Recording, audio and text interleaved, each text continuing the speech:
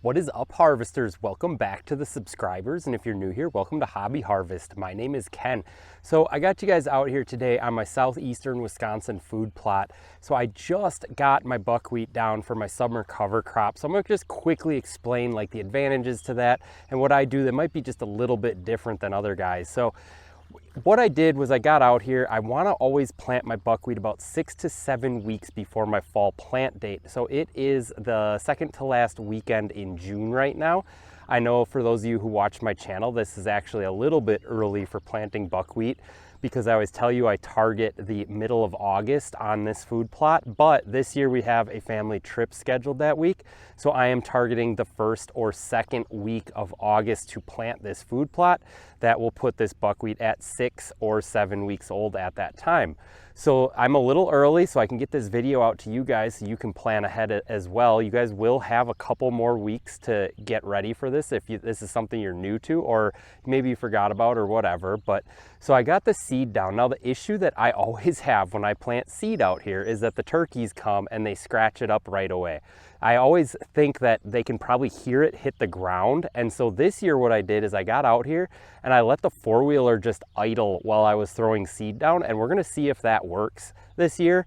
And I'll let you guys know in a future video, so make sure you hit that subscribe button so you can catch up on that when I figure that out, if they actually ate up the seed on me or not, or if that four-wheeler was a good way at deterring that. So the other thing is when we're doing this, why plant buckwheat? Well, for a few reasons. Buckwheat works as a summer cover crop, it works as a smother crop, and it also works as a green manure.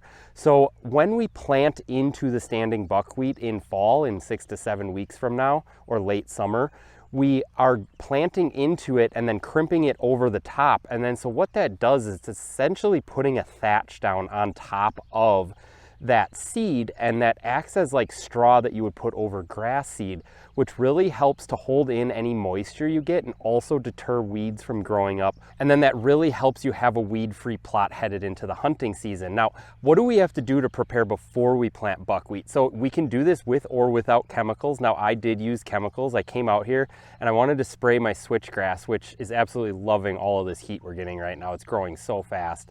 But that switchgrass needed to get sprayed with 2,4-D in order to kill the broadleaves that were coming up in it. And so while I had 2,4-D in the tank, I just sprayed the whole food plot with 2,4-D and crimped it as well. So I had brassicas coming up on half of the plot. It was mostly just the mustard that was in there, so a lot of tall, like yellow flowery things.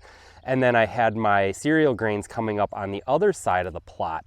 And so I crimped all of that. The mustard got crimped really well, but the cereal grains did not get crimped. They got crimped, but they were starting to kind of come back. So I came out here again, hit up the whole plot with 2,4-D and glyphosate just one time. That really terminated everything out here.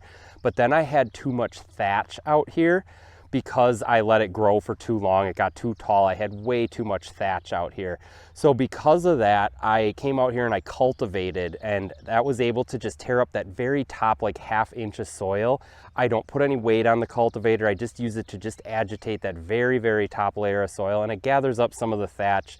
And I removed a good probably 50+% of the thatch from the food plot out here. So now I have really good seed to soil contact for this buckwheat. There's still some thatch out here to protect the buckwheat, but we will head into our fall hunting season now with a weed-free plot. Now, so if you guys didn't want to use chemicals at all, you can simply plow, disc, till, cultivate, drag harrow, do all of that fun stuff over and over and over again. Now, luckily this year it's been dry, so we haven't had a lot of weed competition. The weeds haven't had a chance to grow, but I assure you those weed seeds are down in this dirt here. But that buckwheat is going to outcompete them when we get rain. It's supposed to start raining actually at sunset today and then rain for the next couple of days. So that's going to be really great for us out here to get this buckwheat growing. That buckwheat will outcompete all of those weeds and it'll choke them out and it'll smother them. So we'll have a weed-free plot headed in to the fall hunting season. So just keep in mind though, guys, make sure you are planting this buckwheat 6 to 7 weeks ahead of your fall plant date, whatever that is for your area, because if you don't, if it grows longer, it's going to go to seed and then you're going to end up crimping that buckwheat seed down in with your other seeds. And if you don't get a long enough growth, you're not going to have a tall enough stand of buckwheat to really get that nice thatch. Now, I would always err on the side of having a younger crop of buckwheat, say that 4, 5, 6 week mark, than to have like that 8, 9, 10 week mark. If you do have to err on one side, definitely err on the side of having a younger crop. So if you guys do feel like you got some value out of this video, you know, hit that like button, hit that subscribe button if you haven't already. And if you like this video, YouTube really thinks you're going to like this one over here. So go check that out, and I'll catch you guys on the next one.